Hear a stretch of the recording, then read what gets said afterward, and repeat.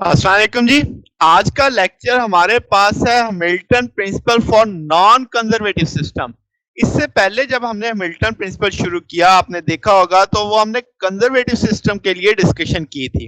तो आज से अब जो हमारा हिस्सा शुरू होने वाला है वो नॉन कंजर्वेटिव सिस्टम है।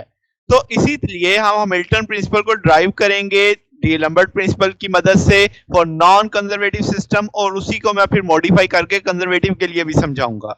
तो ये हमारे आज के टॉपिक की आउटलाइन है। तो शुरू करते हैं जनाब। Hamilton principle for non conservative system.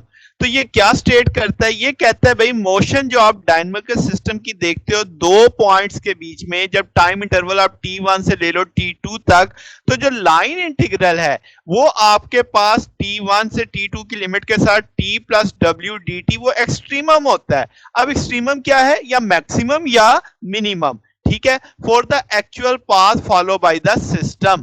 तो समझ आ गई बात। ये हमने पहले जब कैलकुलस ऑफ वेरिएशन का टॉपिक पढ़ा था वहां पे हमने इसे पढ़ा था, Hamilton principle for conservative system, उसके अंदर डिटेल में देखा था।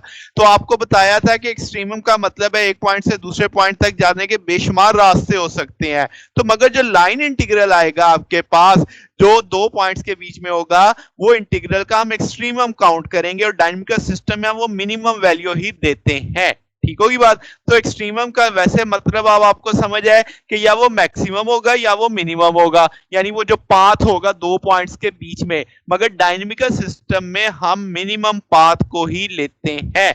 ओके हो गया। तो यहाँ पे टी किसको रिप्रेजेंट कर रहा है? काइनेटिक एनर्जी को। डब्ल्यू किसको रिप्रेजेंट कर रहा है? Work done by the particle को। तो जनाबे वाला, अब यहां पे जो डेल्टा है वो वेरिएशन के लिए आएगा, तो वो आपको बताएगा कि एक्चुअल पाथ जो सिस्टम को फॉलो करेगा वो वेरिएशन जीरो होगी आपके पास। तो जनाब अब आप मैथमेटिकली इस टूल को कैसे समझ सकते हैं कि डेल्टा आई डेल्टा t1 से t2 t plus W D T equal to zero, यानी आपने जो वेरिएशन एक्चुअल पाथ के लिए थी उसे इक्वल कर दिया किसके? जीरो के लिए, for actual path, mind it. ठीक है, तो ये चीज बड़ी अहम है। ओके जी। तो अब ये जो स्टेटमेंट होगी आपको समझ आ गई कि भाई दो पॉइंट्स के बीच में t1 से t2 तक जो आपका इंटीग्रल होगा t plus W D T वो आपको एक्सट्रीमम वैल्यू देगा, और एक्चुअल पाथ के लिए उसका जवाब जीरो आना चाहिए क्योंकि वेरिएशन आपकी जीरो होती है। ओके। अब आपने हैमिल्टन प्रिंसिपल ड्राइव करना है फ्रॉम डी एलम्बर्ट प्रिंसिपल, मगर हम नॉन कंजर्वेटिव सिस्टम को कंसीडर कर रहे हैं। तो डी एलम्बर्ट प्रिंसिपल हमने क्या पढ़ा हुआ है? आपने पढ़ा summation I F I minus D P I over D T dot delta R आई। अब जब हम ये डी नंबर प्रिंसिपल पढ़ते हैं तो वहां पे उस वक्त तो ये सोच ही नहीं थी कि सिस्टम कंजर्वेटिव है नहीं है, वहां पे होलोनोमिक नॉन होलोनोमिक कंस्ट्रेंट ये सवाल ही नहीं उठता। होलोनोमिक कंस्ट्रेंट याद है ना, जिसको हम इक्वेशन की सूरत में समझा सकते हैं, नॉन होलोनोमिक जिसे हम इक्वेशन की सूरत में डिस्क्राइब ना कर पाए।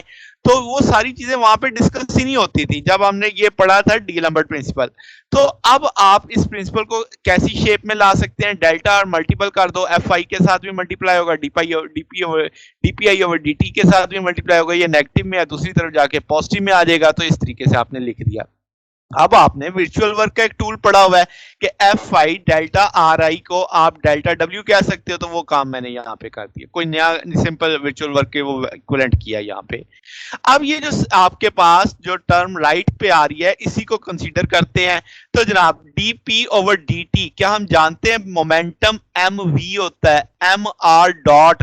जब आप उसको एक और दफा डेरिवेटिव करोगे तो एम आर डबल डॉट लिखा जाएगा ना, डबल डॉट समझ आ गया ना, क्योंकि मोमेंटम को फर्दर डेरिवेट कर रहे हो आप। तो M R double dot delta R I आ गया। ये जो चीज आपके सामने लिखी हुई है इसको मैं समझ सकता हूं कि ये प्रोडक्ट रूल का जवाब है। तो मैं अब रिवर्स पैटर्न पे जा रहा हूं, मैं इसका प्रोडक्ट रूल समझता हूं ये किसका जवाब बन सकता है। तो क्या आप समझो इसको कि आपके पास D over D T M I R I dot delta R I, यानी फर्स्ट फैक्टर आपने किसे ले लिया? आर आई को। इसका जब आप डिफरेंशियल होगा तो ये उठ जाएगा। तो आपके पास ये आ जाएगा summation M R I dot D by D T partial R I. Okay होगी बात। अब आप समझो इस चीज को कि D by D T partial R I को हम पार्शियल आपके पास डेल्टा आर आई डॉट भी लिख सकते हैं। तो वो डेल्टा आर आई डॉट हम नीचे मेंशन करेंगे। जब डेल्टा आर आई डॉट लिखेंगे तो वहां पे आर डॉट पहले से है, डेल्टा बाहर ले लेंगे। तो अब आप डेल्टा चूंकि वेरिएशन को आता है, जब आप इस सारे फैक्टर पे वेरिएशन लगाओगे 1/2 तो कांस्टेंट है, वो तो वैसे ही जीरो हो जाएगा, उसमें तो वेरिएशन है ही नहीं, रिमेनिंग फैक्टर वही बचना है आपके पास।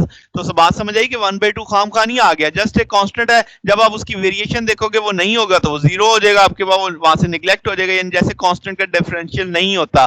तो अब आपके पास जनाबे वाला M I R I dot को आप समझ सकते हो काइनेटिक एनर्जी है, तो इसे मैं डेल्टा टी के रूप में लिख सकता हूं।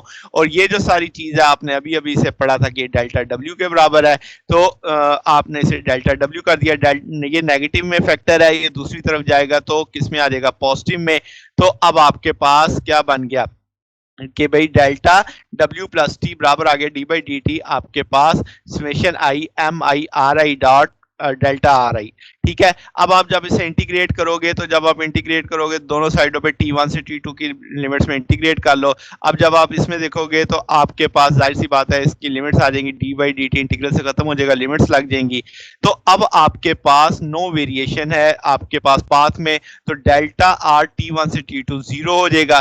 ठीक है, तो इसका ये फैक्टर जीरो हो गया। समझ आ गई ना बात, वो आपने शुरू में दो फैक्टर बनाए थे ना प्रोडक्ट्स में, उनमें से ये एक चलता आ रहा था, तो ये जीरो है असल में। तो अब आपके पास ये बराबर आ जाएगा किसके, डेल्टा t1 से t2 w plus T D T equal to zero आ गया।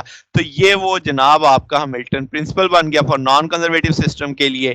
तो जनाब अब अगर आपका सिस्टम कंजर्वेटिव हो तो इसका मतलब फोर्स फिर आप पोटेंशियल से भी देख सकते हैं, सिर्फ काइनेटिक वाला मामला नहीं रहेगा।